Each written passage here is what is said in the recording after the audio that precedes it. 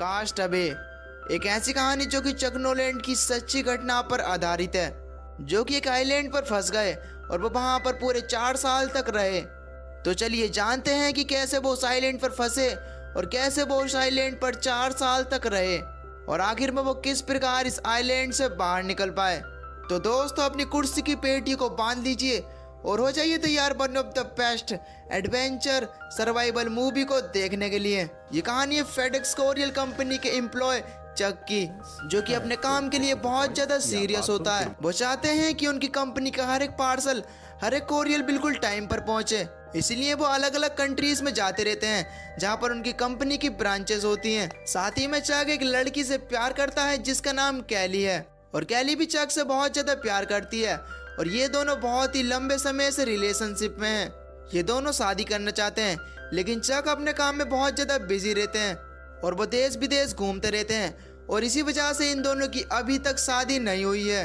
अब क्रिसमस आने वाला है, लेकिन चक को बहुत ही जरूरी काम से मलेशिया जाना है क्योंकि उसे अपनी फेडेक्स कंपनी का एक बहुत ही इम्पोर्टेंट काम है। लेकिन वो बोलता है कि मैं न्यू ईयर पे यहाँ पर आ जाऊंगा चाहे कुछ भी हो जाए। कैली बोलती है कि क्रिसमस का क्या, लेकिन चक उसे किसी तरह से मना लेता है और अब कैली भी मान जाती है। चक जाते हुए कैली को एक गिफ्ट देता है और कैली भी चक को एक गिफ्ट देती है और उस गिफ्ट में एक घड़ी होती है और उस घड़ी में कैली की फोटो भी होती है। और अब चक अपनी फ्लाइट में बैठकर मलेशिया के लिए निकल जाता है। चक अपनी फ्लाइट में बैठा होता है, लेकिन तभी उनकी फ्लाइट में कुछ हलचल होती है और उन्हें पता चलता है कि बाहर एक बहुत ही भयंकर तूफान आया हुआ है और अब इस तूफान में वो प्लेन पूरी तरीके से क्रैश हो जाता है। अब क्योंकि ये प्लेन फेडेक्स कंपनी का होता है, इसलिए इसके अंदर सिर्फ 4 लोग ही बैठे हुए होते हैं, बाकी सब लोगों के पार्सल्स होते हैं। और अब इनका प्लेन पैसिफिक ओशियन में गिर जाता है और गिरने के बाद इन सब में से सिर्फ एक ही इंसान बचता है और वो होता है चक। चक जल्दी से एक एयरपोर्ट में बैठता है और समुद्र का तूफान उसे अपने साथ बहा कर ले जाता है और जब उसकी आंखें खुलती हैं तो वो एक टापू पर होता है। उस टापू पर वो चारों तरफ देखता है, लेकिन दूर दूर तक उस टापू पर कोई भी दिखाई नहीं दे रहा था। वहाँ पर नारियल के पेड़ होते हैं, पहाड़ होते हैं, लेकिन वहाँ पर उसे दूर दूर तक कोई भी दिखाई नहीं दे रहा था। वो जोर जोर से आवाजें भी लगाता है, लेकिन इस चीज से कोई भी फायदा नहीं होता। अब वो उस जगह पर बड़े बड़े अक्षरों में HELP हेल्प लिख देता है, ताकि अगर कोई प्लेन ऊपर से गुजरे तो वो उसे देखकर उसे रेस्क्यू कर सके।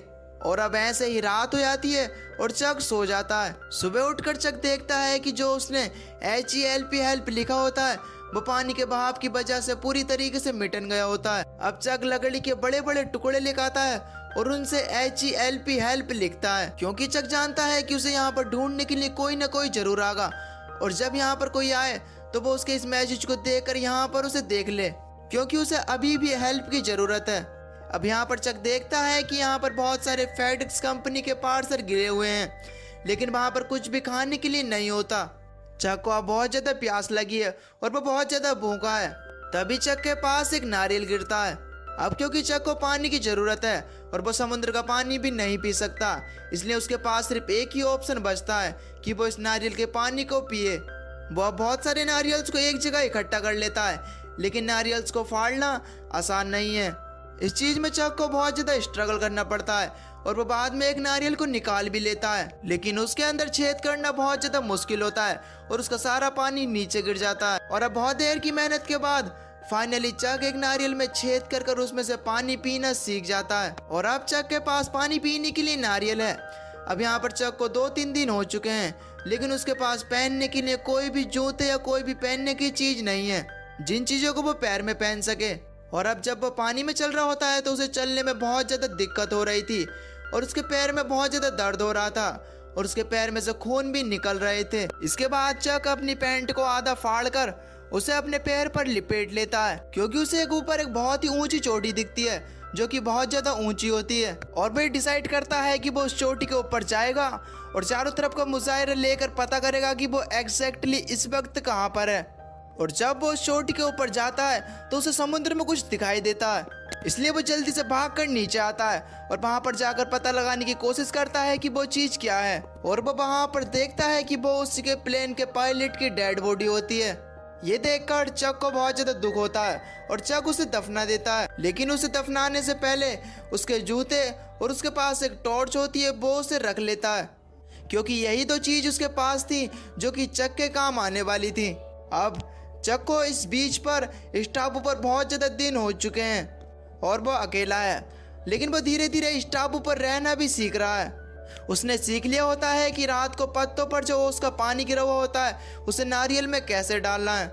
इसी के साथ वो अपनी भूख मिटाने के लिए मछलियों को मारना भी सीख रहा होता है और वो अपनी लकड़ी को पैना कर उससे मछली मारने की कोशिश करता है। दरअसल ये बहुत पुरानी टेक्निक होती है जिसे आदिवासी यूज करा करते थे और चक उसी टेक्निक के जरिए से मछली पकड़ने की कोशिश करता है, लेकिन उसे कामयाबी नहीं मिलती। तभी एक रात को समुद्र में चक को एक शिप दिखता है। वो उसे देखकर बहुत ज़्यादा एक्साइटेड हो जाता है और जोर जोर से चिल्लाने लगता है, लेकिन इतनी दूर तक आवाज़ पहुंचाना नामुमकिन है। उसके पास जो टॉर्च होती है वो उसे जलाकर उन्हें मैसेज देने की कोशिश करता है, लेकिन वो इतनी दूर होता है कि वहां तक टॉर्च की रोशनी भी नहीं जा पा रही थी। अब अगली सुबह चक फैसला करता है कि उसके पास जो एयर बोट होती है वो उसमें बैठकर यहाँ से निकलने की कोशिश करेगा, क्योंकि अब उसे पता चल गया होता है कि यहाँ पर कोई भी नहीं है और यहाँ पर ना ही उसे बचाने के लिए कोई भी आने वाला है। और अब जब वो उस एयरपोर्ट में बैठकर वहाँ से निकलने की कोशिश करता है तो उसका सामना होता है बहुत ही बड़ी बड़ी लहरों से, और वो लहरें उसे समुद्र से पार जाने ही नहीं देती और उसे बीच पर ही लाकर पटक देती हैं। और इसी दौरान उसके पैर में भी चोट लग जाती है और बहुत ज़्यादा खून निकलता है और चक वापस से बीच पर आ जाता है। अब जब रात को चक सोता है तो वो अपनी टॉर्च को बंद करना भूल जाता है और सुबह जब उसकी आंख खुलती है तो वो देखता है कि उसकी टॉर्च के सेल खत्म हो चुके हैं और अब वो टॉर्च उसके किसी भी काम की नहीं है और उसे ये भी नहीं पता होता है कि आग कैसे जलाते हैं।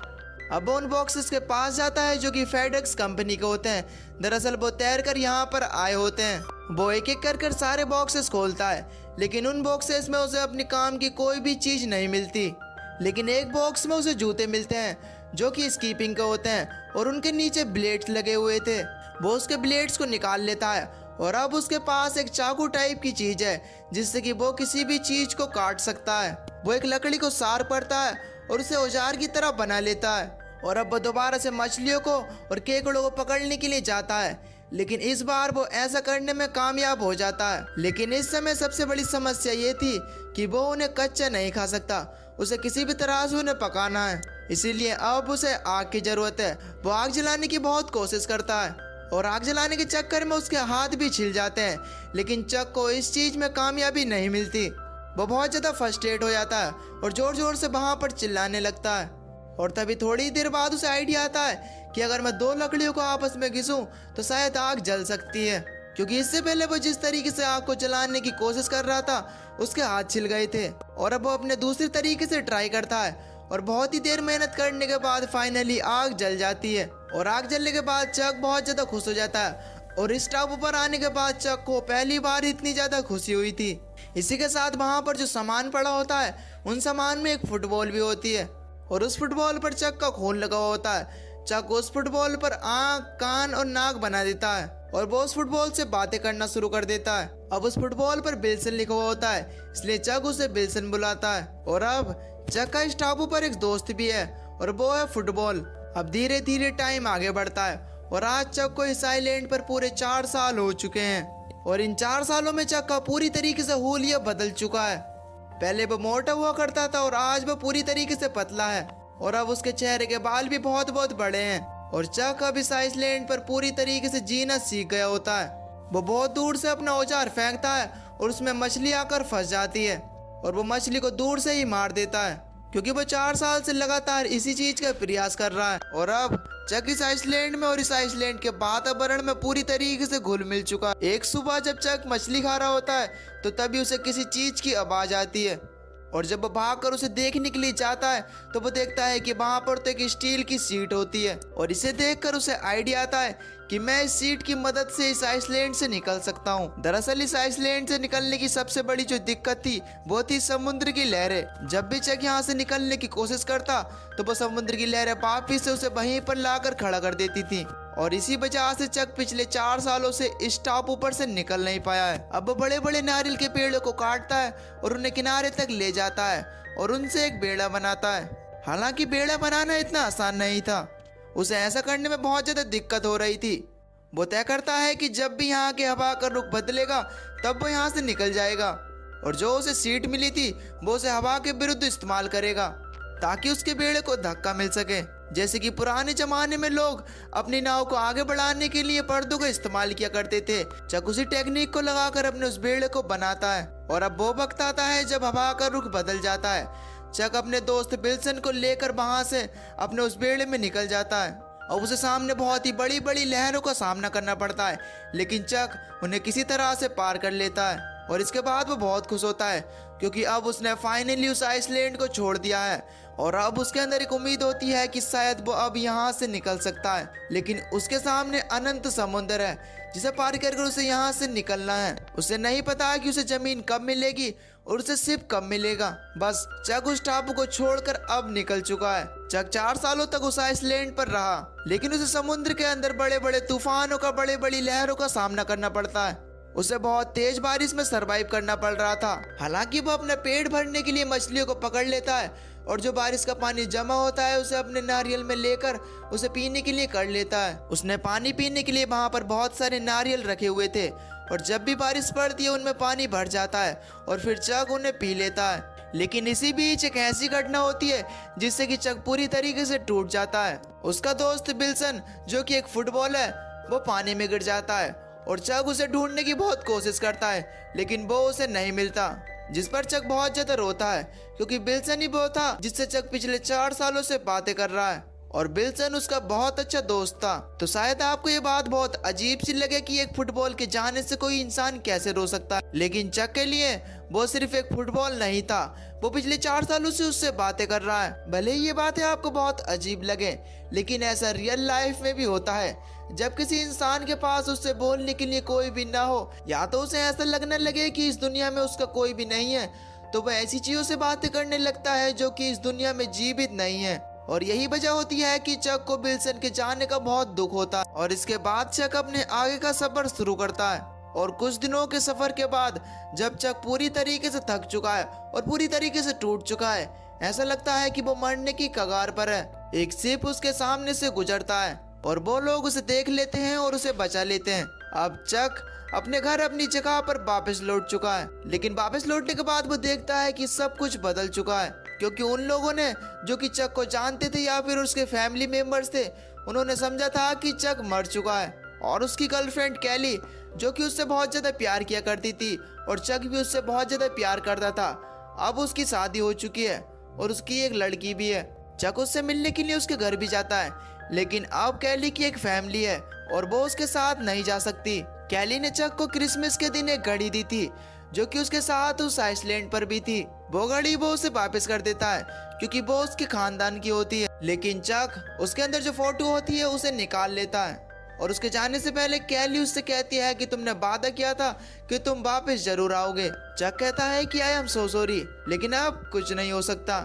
आज भी वो दोनों एक दूसरे से प्यार करते हैं, लेकिन कैली का अब एक अलग परिवार है। और अब जब चक अपनी गाड़ी में बैठकर वहां से जा रहा होता है तो तभी कैली को लगता है कि उसका शायद कुछ छूट रहा है और वो जोर से चक को आवाज लगाती है और चक भी अपनी गाड़ी को वापस लेकर आता है और चक उसे अपने गले से लगा लेता है। कैली कहती है कि मुझे पता था कि तुम जिंदा हो और तुम वापस जरूर आओगे, लेकिन सब लोगों ने कहा कि मुझे ये सोचना बंद करना पड़ेगा।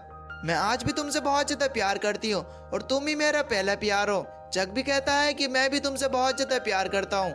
चक उसे अपनी गाड़ी में बैठाता है और यहाँ पर हमें ऐसा लगता है कि चक और कैली यहाँ से निकल जाएंगे।